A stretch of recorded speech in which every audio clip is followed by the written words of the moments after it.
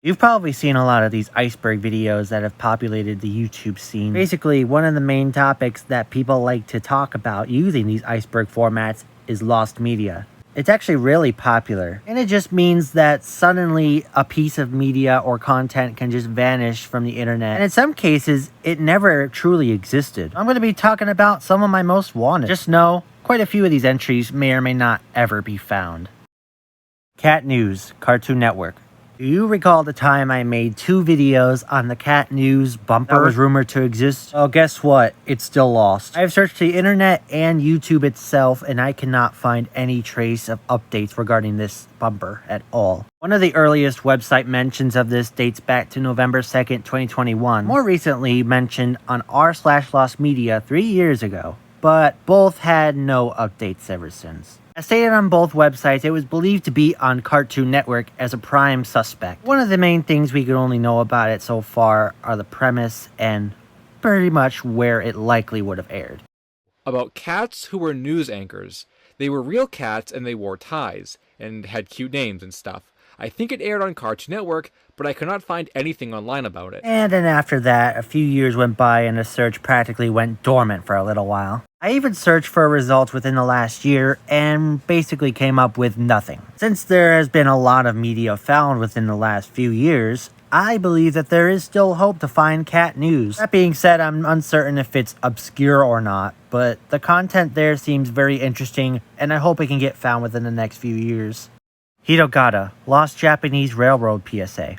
Hirogata is a PSA that has accumulated the urban legend status. The only proof that there is for this PSA to exist is vague recollections from many Japanese people at the time. Basically, the original poster went on to say that they saw white humanoid figures on a black background, basically just flickering in and out and repeating over and over again, with text that roughly translates to, on their educated guess, 1 person on Earth dies every 2 seconds. Hirogata actually became one of my favorite PSAs/commercials of all time, even if it's not officially stated as found yet. Just think the relative artwork and incentive that this had is pretty good to potentially keep kids away from the railroad. Also, apparently AC Japan was credited here. According to an online source, they didn't make the commercial, and they have no awareness of it now.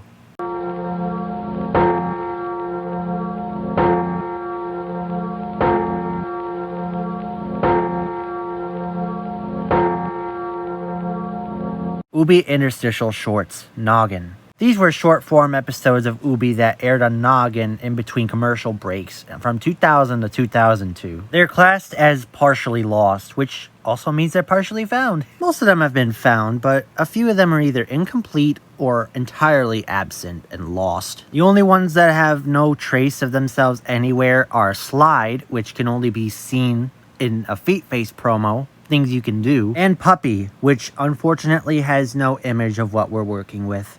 Brilliant. I will say the reason I got into the lost media search for Ubi specifically is because I used to watch a lot of fan-made content through the years. I remember Ubi at work. That was so good, bro. The nostalgia there. They still re-upload those episodes. Unlike Cat News, and especially Hirogata, I kind of place this a little bit later because I feel like it's gonna be found eventually. We just have 2 more shorts left, and Slide is already partially found in a promo. Kinda hard with lost content. You don't know for sure if it will show signs of reappearing one day. With the Ubi shorts, there's still a fair chance that Puppy will remain fully lost and Slide will barely be found in the future. And I almost forgot to add that even the ending for Dance is lost, where the entire Han family dances together. It's that extra tiny piece that I'm just not really certain if the full extent of season 1 of Ubi will ever be fully found.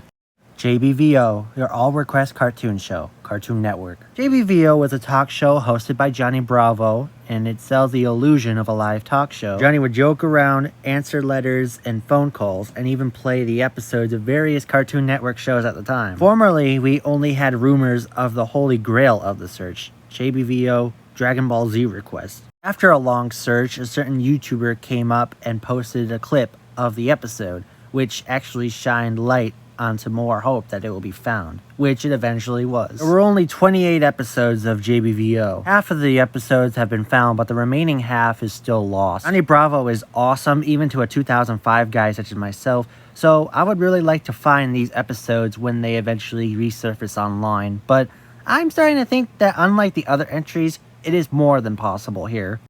So don't miss an all-new JBVO, Sunday at 8 on Cartoon Network. United Plankton Pictures, Foghorn. I know this is technically an urban legend, but hear me out. Foghorn is an extremely hypothetical ending variant to the United Plankton Pictures logo, the ending card for SpongeBob SquarePants. Let me tell you, people still seriously believe that they have seen this ending variant. In usual airings, it would play the seagulls and crashing wave noise sound effects. But people have sworn on their lives that they have seen a variant where there was a loud foghorn playing over the credit sequence, as it transitions to the Nickelodeon logo.